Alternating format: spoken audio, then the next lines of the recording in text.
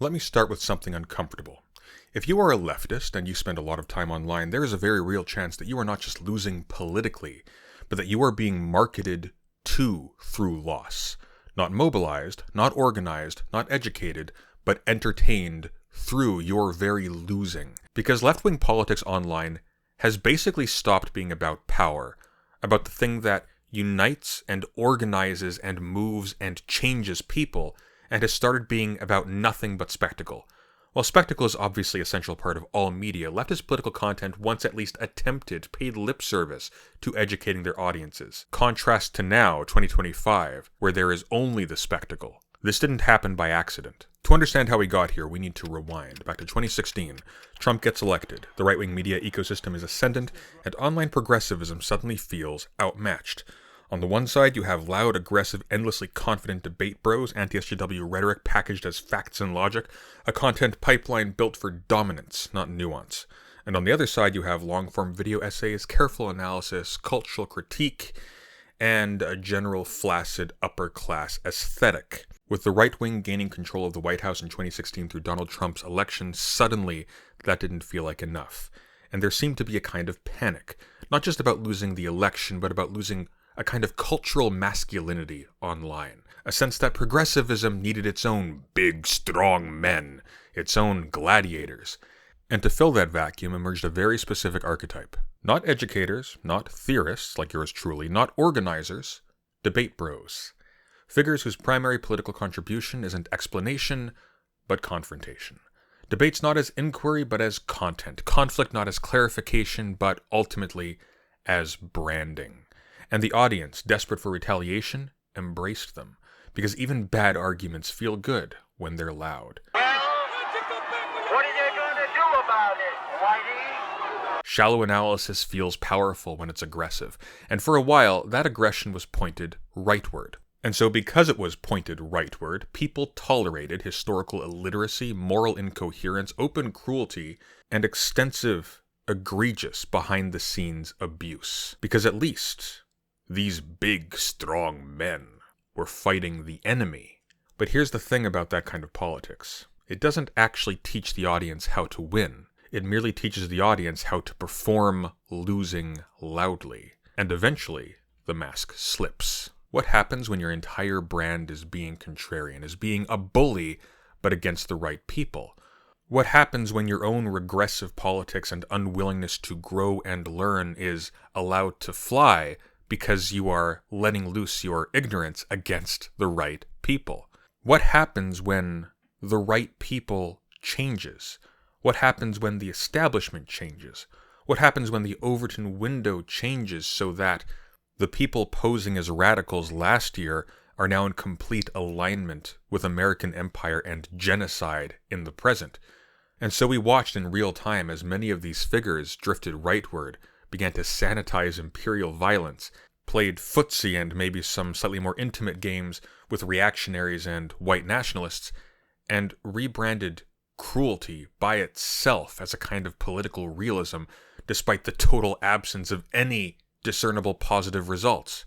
And not because they changed their minds on these issues, but because controversy is the product, not their politics, they followed where the controversy led, even if it directly contradicted their previous political alignments. The point isn't that these leftist progressive debate bros betrayed their values, it's that there were no values to begin with. Only streams of incentives. Only desire. Because this video isn't really about debate bros or about pseudo-leftists who manage to game a bad situation or to build a brand and then abandon the left once it no longer served their purposes. This video is about the audience's desire. The audience's desire that these people were able to take advantage of. Their desire for catharsis, dominance, revenge. Because that desire didn't disappear when the age of the debate bro ended. Instead, as with everything on God's green earth, it evolved. If debates don't deliver victory, maybe violence as symbol would. And so we enter the current phase, left-branded content that treats real-world death as narrative payoff, where assassinations are framed as turning points, murders are framed as praxis. In a word, random acts of violence are rebranded as historical necessity. No analysis, no contextualization, mere aestheticization. The deaths of powerful people, more accurately, seemingly powerful people, because their replacements are immediate, seamless, and institutionally guaranteed, are presented as victories. For example, FD Signifier's video on Charlie Kirk 2 weeks ago, months after his death. How many transgender Americans have been mass shooters over the last 10 years? Too many. Okay, now 5 is a lot, right? I'm gonna give you some credit. Do you know how many mass shooters there have been in America over the last 10 years? Counting or not counting gang violence? Great. I want to watch. On April 20th, 1999, I was in my junior year of high school. Why? What is the purpose? A video in which the literal bullet entry wound is used as a scene transition, in which the censorship for very clearly violating YouTube's TOS in the most obvious way, the most predictable way imaginable, is then used as a way to advertise his Nebula page.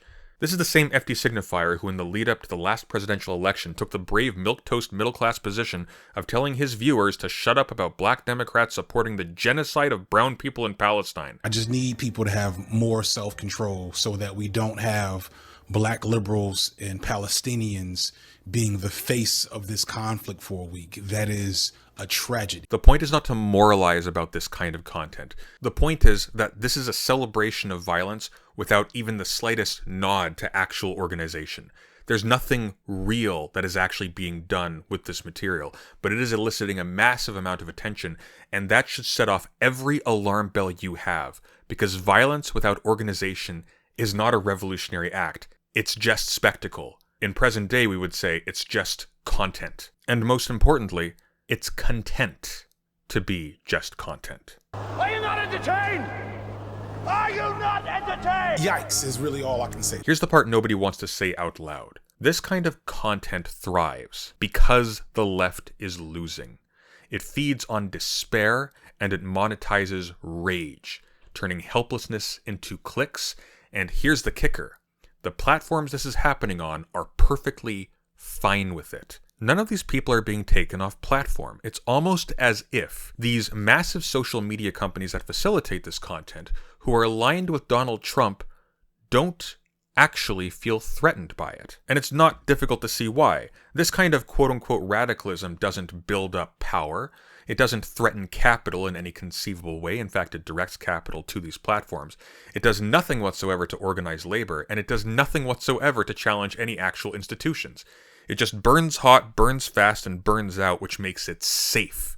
It's exactly the kind of sensationalist, thoughtless slop that YouTube thrives on. So here's the scam stripped bare. You, leftists who consume this content, are being sold a feeling. You are being sold the feeling of resistance in place of resistance itself. You are being encouraged to cheer on symbols, symbolic deaths, symbolic acts of cruelty, instead of being directed on how to build any actual structures. You are consuming outrage instead of cultivating any sort of community or discipline. In a word, you are mistaking spectacle for strategy, and the people selling it to you do not care because they don't need you to have a winning strategy. They don't need you to win. In fact, they profit from you not winning because what they actually need is for you to keep watching. And so long as you are in a sustained condition of anxiety, you will keep watching because it makes you feel good. And the fact of the matter is, real leftist victories, real leftist work, real organizing is often not very glamorous. It's actually sometimes pretty boring. It looks like union contracts, attending tenant councils, establishing mutual aid networks, and that's a complicated kettle of fish right there, getting involved in local elections, and getting involved in vicious policy fights that are also tedious and that last for years. And they just don't make easy, good, clickable thumbnails. They just don't make great, exciting content, but the thing of it is, these are the only things that work. And that's why you won't see them centered in this ecosystem at all, because power doesn't fear noise, it fears coordination. Well, FD Signifier is currently profiting, making bank off of the months-old death now of Charlie Kirk by some random nutball whose reasons we don't understand, the consequences of which do not serve us in any conceivable way. There are people in Portland right now outside of ICE facilities in ridiculous blow-up costumes actually putting pressure on power. If anyone's interested in the Discord, I can probably have the mods put the link in chat too. Actually putting up a community-oriented front facing down Trump's brown shirts while they terrorize non-white Americans and try to normalize the public arbitrary use of thuggery to defend the illegal actions of billionaires in what has become the most naked class war in the history of America. These people are not getting a million views, but they are doing something. They matter. Power doesn't fear noise, it fears coordination. All people on YouTube are doing by celebrating the deaths of these random replaceable cogs in the machine is making noise. All you are doing by clicking on it and watching it is dancing to its tune, to their tune. In conclusion, I just want you to ask yourself a question. If your politics feels exhilarating and exciting and makes you feel powerful, but changes nothing, accomplishes nothing, and is being permitted by the people who are ostensibly being critiqued by it, who is actually being served?